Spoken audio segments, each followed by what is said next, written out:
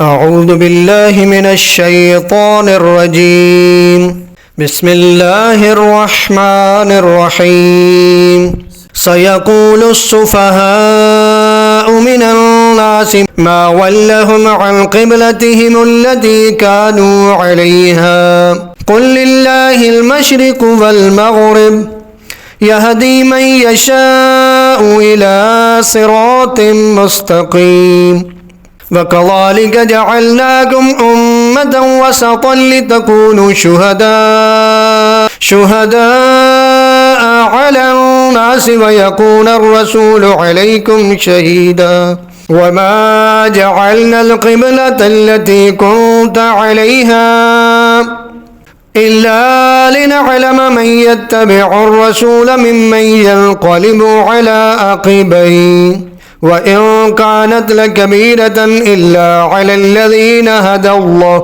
وَمَا كَانَ اللَّهُ لِيُضِيعَ إِيمَانَكُمْ إِنَّ اللَّهَ بِالنَّاسِ لَرَءُوفٌ رَحِيمٌ۔ آج اب نے دوسرا پارہ شروع کیا ہے۔ سورہ بقرہ کی آیت نمبر 142 اور 143 کی تلاوت کی ہے۔ خداوند کریم ارشاد فرما رہا ہے سَيَقُولُ السُّفَهَاءُ مِنَ النَّاسِ مَا وَلَّاهُمْ عَنْ قِبْلَتِهِمُ الَّتِي كَانُوا عَلَيْهَا قُلْ لِلَّهِ الْمَشْرِقُ وَالْمَغْرِبُ يَهْدِي مَنْ يَشَاءُ إِلَى صِرَاطٍ مُسْتَقِيمٍ۔ خداوند متعال فرما رہا ہے لوگوں میں سے کم عقل لوگ ضرور کہیں گے جس قبلے کی طرف یہ رخ کرتے تھے اس سے انہیں کس چیز نے پھیر دیا۔ اے رسول صلی اللہ علیہ وآلہ وسلم ان سے کہہ دیجئے مشرق اور مغرب سب اللہ کے ہیں، اللہ جسے چاہتا ہے راہ راست کی ہدایت فرماتا ہے۔ اس آیت میں اور اس کے بعد میں آنے والی چند آیات میں تاریخ اسلام کی ایک بہت بڑی تبدیلی کا اشارہ کیا گیا جس سے لوگوں میں ایک عظیم طوفان بپا ہو گیا تھا۔ ایسے سمجھ لیں۔ تفصیل یہ ہے کہ رسول اعظم صلی اللہ علیہ وآلہ وسلم جب مبعوث برسالت ہوئے اس وقت سے لے کے 13 سال تک مکہ میں اور چند مہینے مدینے میں بیت المقدس کی طرف منہ کر کے نماز پڑھتے تھے، یعنی عبادت کس سائڈ پہ کی جاتی تھی؟ بیت المقدس کی طرف منہ کر کے نماز پڑھی جاتی تھی۔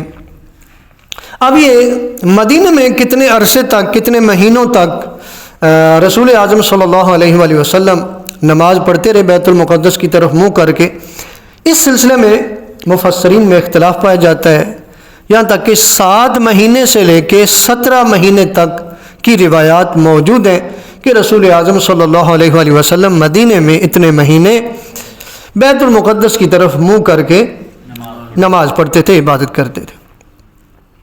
اب یہ کہ جو جتنا عرصہ مدینہ میں رسول اعظم صلی اللہ علیہ وآلہ وسلم بیت المقدس کی طرف منہ کر کے نماز پڑھتے رہے تو رسول اعظم کو اور مسلمانوں کو تانے سننے پڑے۔ کن کے؟ یہودیوں کے۔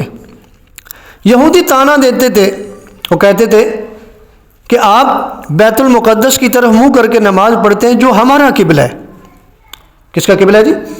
یعنی وہ ہمارا قبلہ ہے، آپ کا چونکہ کوئی قبلہ نہیں ہے تو اس لیے یہ دلیل ہے ہمارے حق پہ ہونے کی کہ آپ کے پاس کوئی قبلہ نہیں ہے، اور جب آپ نماز پڑھتے ہیں، جب آپ عبادت کرتے ہیں تو آپ ہمارے قبلے کی طرف منہ کر کے نماز پڑھتے ہیں۔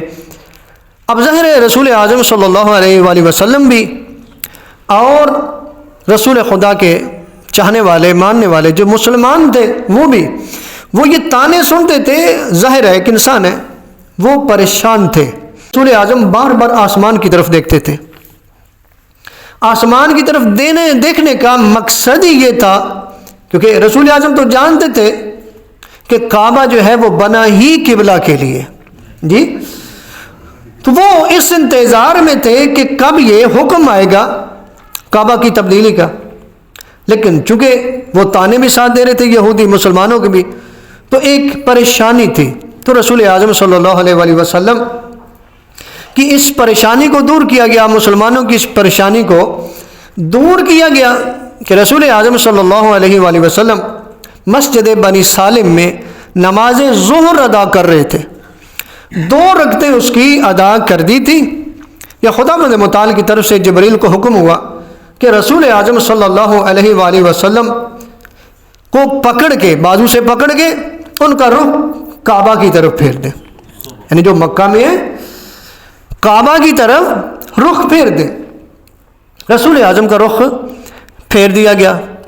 اب روایات یہ کہتی ہے کہ رسول اعظم صلی اللہ علیہ وسلم کا جب رخ پھرا تو آہستہ آہستہ جتنے لوگ تھے وہ بھی رسول خدا کے پیچھے آ گئے۔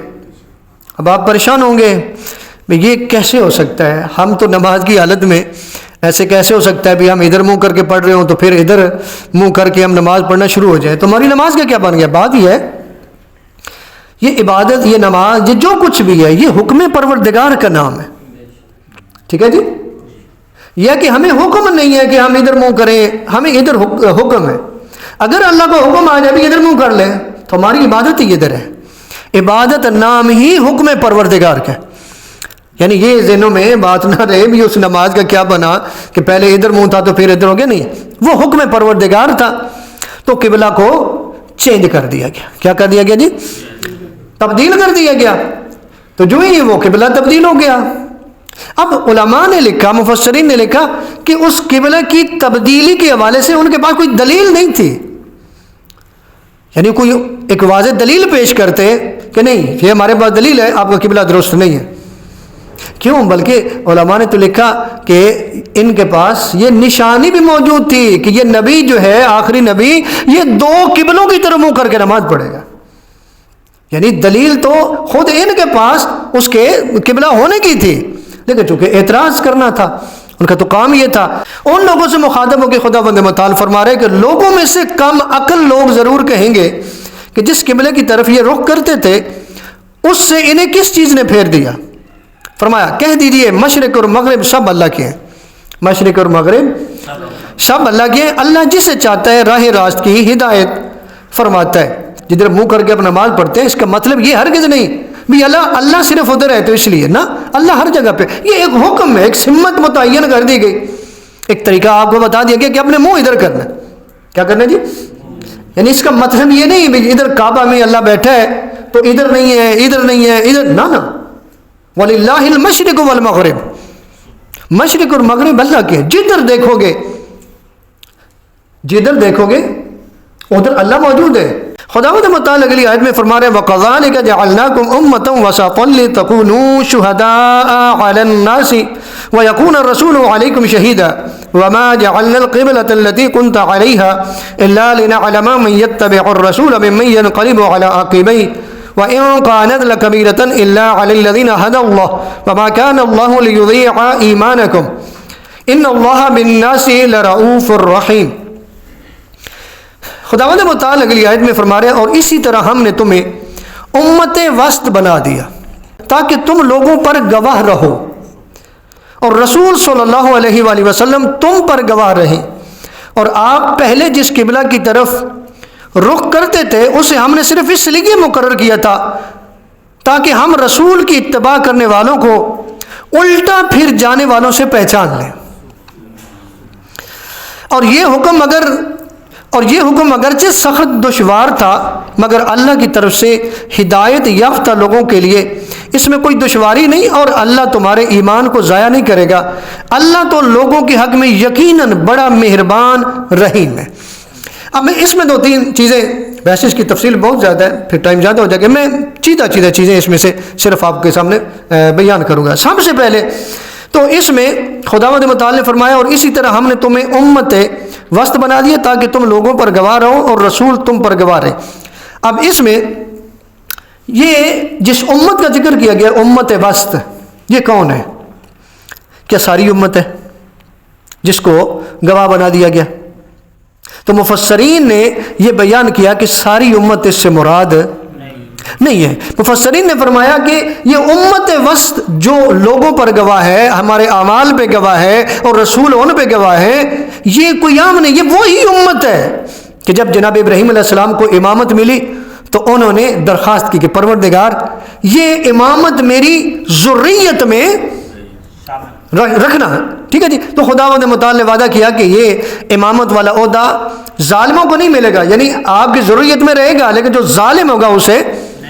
اور یہ وہی امت ہے جس کے بارے میں جناب ابراہیم علیہ السلام نے دعا کی کہ میری ضروریت میں ایک امت مسلمہ پیدا کر جو تیری مطیع و فرما بردار ہو. یہ اس کا ذکر ہو رہا ہے. اس حوالے سے ہمارے پاس روایات موجود ہیں، جیسے کہ امام محمد باقر علیہ السلام فرماتے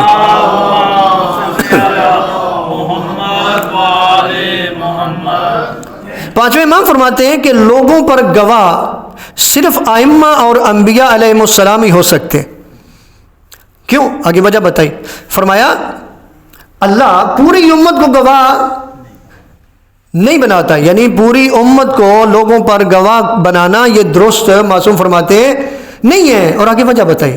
فرمایا ان میں تو بعض ایسے لوگ بھی ہیں کہ جن کی گواہی ایک گٹھی ساگ کے لیے بھی قابل قبول نہیں ہے. اب ذرا غور کریں، یعنی میں نے منوعان یہ آخری جملہ آپ تک پہنچایا، پہلے میں مفہوم ہو سکتا ہے یہ جو آخری ہے نا کہ ان میں بعض ایسے ہیں کہ جن کی گواہی، جن کی شہادت ایک گٹھی ساگ کے لیے بھی قابل قبول نہیں ہے. یعنی معصوم فرما رہے ہیں کہ یہ جو گواہ ہیں یہ انبیاء اور ائمہ ہیں جو ہمارے اعمال پہ گواہ ہیں. اور پھر چھٹے امام نے بھی یہ بیان فرمایا ہم جو ہیں ہم امت وسط ہیں. جس امت وسط کا یہاں ذکر کیا گیا وہ کون سی امت ہے؟ چھٹے امام فرما رہے ہیں وہ ہم ہیں اور ہم ہی مخلوق خدا پر گواہ ہیں. اگر آپ سورہ توبہ کی ایک آیت دیکھ لیں جس میں خداوند متعال نے واضح طور پر فرمایا کہ تمہارے جو تم اعمال کرتے ہو اس پہ اللہ گواہ ہے، نبی گواہ ہے اور مومنین گواہ ہے. اب اس مومنین سے مفسرین نے لکھا کہ ان مومنین سے مراد ائمہ اہل بیت علیہ السلام ہے کہ جو ہم عمل کرتے ہیں ہمارے اعمال سے وہ گواہ. اب بات جو کرنے والی ہے مختصر انداز میں یہ بات تو سمجھ آ گئی کہ امت وسط کون ہے جو ہمارے اعمال پر گواہ ہیں اور ان پر نبی گواہ ہیں، یعنی ائمہ اہل بیت علیہ السلام. اب ہمارے لیے ایک سبق موجود ہے وہ یہ ہے کہ اس سے ہمیں تو یہ پتہ چلا کہ ہم جو بھی کرتے ہیں انبیاء اور ائمہ اہل بیت علیہ السلام دیکھتے ہیں. سوال یہ ہے کہ اگر ہم غلط کام کرتے ہیں، معصیت پروردگار کرتے ہیں، تو کیا ایسا ہو سکتا ہے کہ ہم ان کے محب ہیں اور وہ یہ نہ بتائیں کہ انہوں نے گناہ کیا؟ میرا آپ سے سوال ہے، کیا ہو سکتا ہے؟ کیا وہ سچے نہیں ہیں، صادق نہیں ہیں؟ کبھی اپنی زندگی میں انہوں نے جھوٹ بولا ہے؟ اور اگر جھوٹ بولا ہو تو کیا عصمت رہ جاتی ہے؟ ہم تو عصمت کے قائل ہیں نا. ہم تو کہتے ہیں برادران جو ہے وہ صرف انبیاء میں کہتے ہیں کہ وہ معصوم ہے، ہم تو کہتے ہیں 14 معصومین، ہمارے تو امام بھی معصوم ہے نا. تو اگر جھوٹ بولے عصمت ختم، عصمت خطرے میں پڑ گئی، تو اس کا مطلب جب جھوٹ بول نہیں سکتے تو میں جو عمل کروں گا، میں آپ کی نہیں بات کرتا، میں جو اگر غلط کوئی عمل کروں گا تو کیا وہ گواہی نہیں دیں گے کس نے یہ کیا؟ بات کرنے کا مقصد یہ ہے کہ پھر جب یہ ایمان ہو گیا آپ کا، یہ عقیدہ ہے کہ وہ ہمارے اعمال کو دیکھ رہے ہیں، تو پھر ہمیں بھی سنبھل کے چلنا ہوگا، ہر قدم پھونک پھونک کے رکھنا ہوگا. کیوں؟ گواہ وہ ہیں جنہوں نے جھوٹ نہیں بولنا ہے، اس لیے ہمیں پھر اچھے اعمال انجام دینا ہوگے. تو اس سے ہمیں پتہ چل گیا کہ امت وسط ائمہ طاہرین علیہ السلام ہے اور رسول ان پہ گواہ ہیں. اور اگلی بات جو اس کے اندر کی ہے اور فرمایا اور آپ پہلے جس قبلہ کی طرف رخ کرتے تھے اسے ہم نے صرف اس لیے مقرر کیا تھا تاکہ ہم رسول کی اتباع کرنے والوں کو الٹا پھر جانے والوں سے پہچان لیں. یعنی یہاں پہ کیا کرنا ہے؟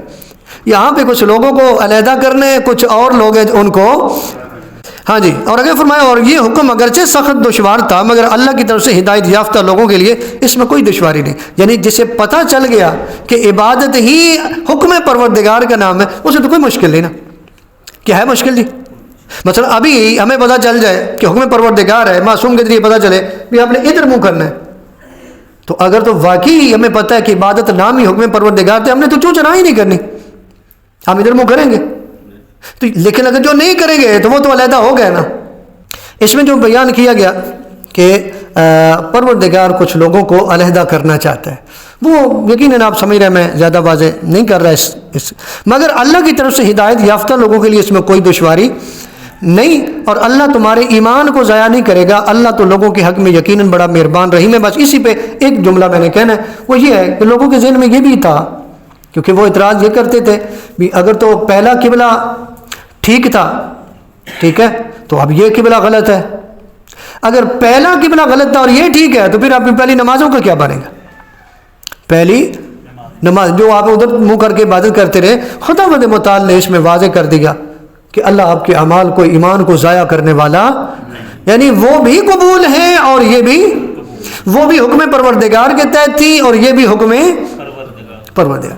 مقصد یہ ہے کہ جو بھی حکم ہے اس کو منوان تسلیم کرنے، اسی کا نام عبادت ہے۔ پروردگار سے دعا ہے خالق کائنات ہمیں قرآن پڑھنے کی، سمجھنے کی اور اس پہ عمل پیرا ہونے کی توفیق عطا فرمائے۔